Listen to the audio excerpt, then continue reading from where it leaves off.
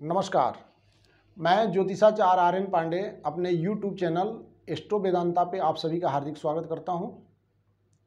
आज मैं आपको सन 2021 के होने वाले पहले खग्रास चंद्र ग्रहण के बारे में विस्तार से जानकारी दूंगा।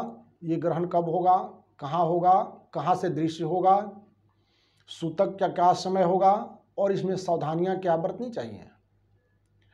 तो ये 26 मई 2021 बैसाख शुक्ल बुद्ध पूर्णिमा के दिन ग्रहण हो रहा है।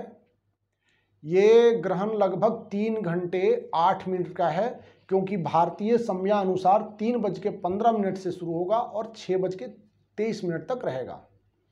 भारत के अलावा ये ग्रहण अमेरिका, ऑस्ट्रेलिया, कनाडा, हिंद महासागर, प्रशांत महासागर, ब्राज़ील, रूस, मंगोलिया, श्रीलंका इत्यादि देशों से भी देखा जा सकेगा। भारत के परिप्रेक्ष्य में बात करें तो ये ग्रहण भारत के पूर्वी भागों जैसे पश्चिम बंगाल, अरुणाचल प्रदेश, असम, मेघालय, त्रिपुरा, नागालैंड, मणिपुर, मिजोरम और पोर्ट ब्लेयर आदि स्थानों से देखा जा सकेगा। भारत में इस ग्रहण की शुरुआत सबसे पहले अरुणाचल प्रदेश के पासीघाट से 5:57 पे होगी और ग्रहण की समाप्ति यानी 6:23 तक ये ग्रहण चलेगा। अब जब ग्रहण की छाया पड़ती है तो वहाँ पे सूतक मान्य होता है। तो भारत के पूर्वी राज्यों यानी जहाँ से ये ग्रहण दृश्य होगा वहीं पे सूतक मान्य होगा और सूतक का समय सुबह 8:57 से प्रारंभ होगा। ग्रहण के दौरान कुछ सावधानियां भी रखनी होती हैं। अगर इन शास्त्रोक्त नियमों का पालन करें तो ग्रहण जनित कष्टों से बचा जा सकता है। अब ये 4 प्रकार की सावधानियां होती हैं।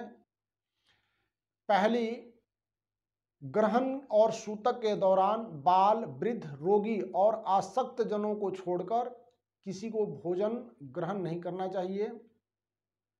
इससे ग्रहण जनित दोष और कष्ट दूर होते हैं। दूसरा, ये ग्रहण अनुराधा नक्षत्र वृश्चिक राशि में हो रहा है, इसलिए वृश्चिक राशि के जातकों को ये ग्रहण नहीं देखना चाहिए। उनके लिए इसका परिणाम शुभ नहीं माना जाता है।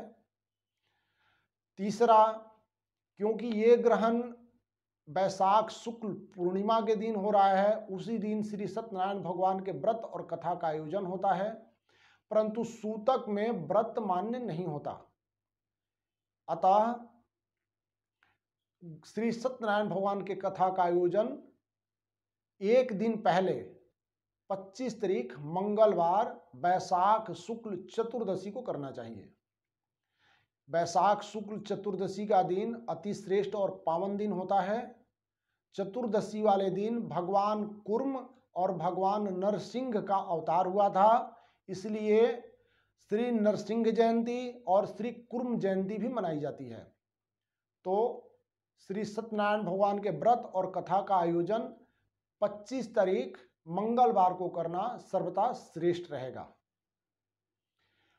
सबसे महत्वपूर्ण, गर्भवती स्त्रियां अर्थात जिन स्त्रियों के उदर में बच्चे पल रहे हों उनको ग्रहण नहीं देखना चाहिए।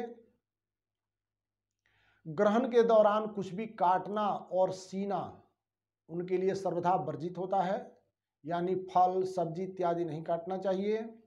कपड़े की सिलाई, कढ़ाई इत्यादि नहीं करनी चाहिए। स्थिर होकर के एक स्थान पर बैठना चाहिए और अपने इष्ट के मंत्रों का जप या अनुष्ठान करना चाहिए, जिसे गर्भस्थ शिशु की रक्षा हो सके और कल्याण हो सके। तो इस प्रकार ये 4 सावधानियां होती हैं। उसके बाद शास्त्रों में ग्रहण के बाद भी कुछ नियम दिए गए हैं जिनका पालन करने से आप पुण्य के भागी होते हैं। शास्त्रों का नियम है, ग्रस्यमाने भवेत स्नानम ग्रस्यते होम विद्यते, मुच्यमाने भवेत दानम मुक्ते स्नान विधीयते। अर्थात ग्रहण से पहले स्नान इत्यादि करके अपने इष्ट के मंत्रों का जप करें, ग्रहण के बाद पुनः स्नान करें।